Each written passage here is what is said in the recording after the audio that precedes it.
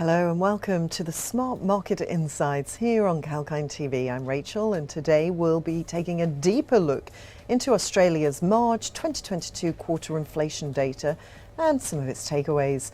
As Kalkine reported yesterday, the much-awaited Consumer Price Index data was released for the first quarter of 2022. The measure of prices released by the Australian Bureau of Statistics suggests that Australia's inflation surpassed expectations during the first quarter. The release shows that the CPI rose 2.1% in the March 2022 quarter and 5.1% annually. The latest CPI data will be crucial for the central bank in making an interest rate decision.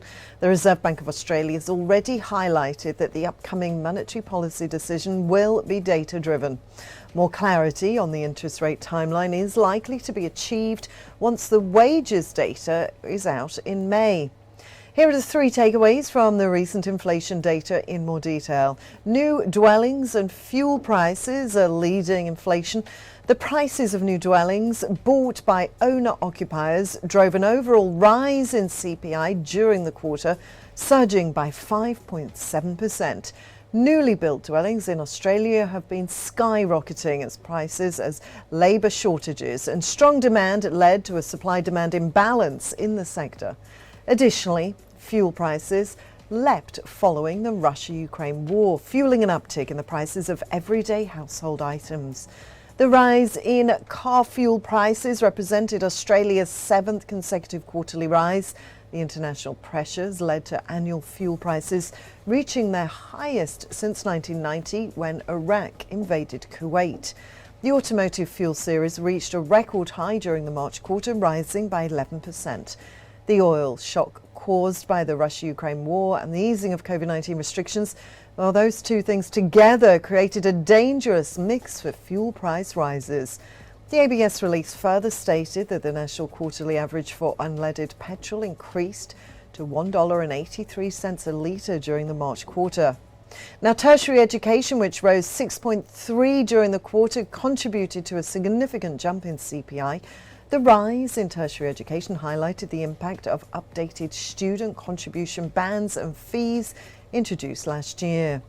Food inflation was also notable in Australia as the segment rose 2.8% quarterly.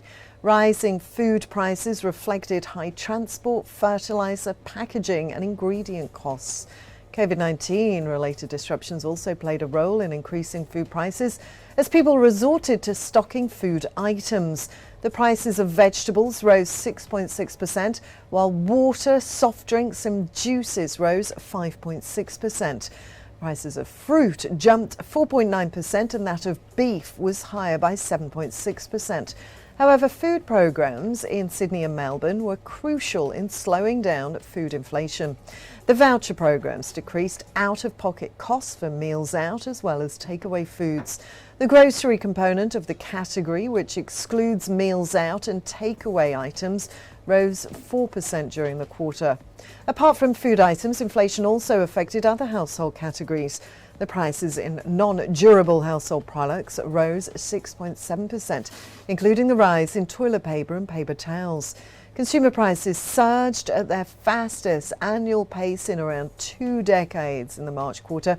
The steep rise in annual inflation is a wake-up call for the Reserve Bank to take swift action to help curtail the ongoing rise in prices.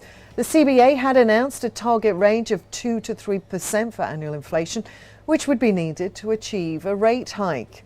Most importantly, quarterly trimmed mean inflation recorded its strongest movement since the beginning of the series in 2002.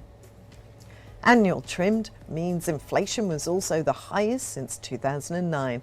Now, the data for the March quarter reflects the global headwinds seen in the form of delayed shipments and rising shipping costs alongside other domestic inflationary pressures.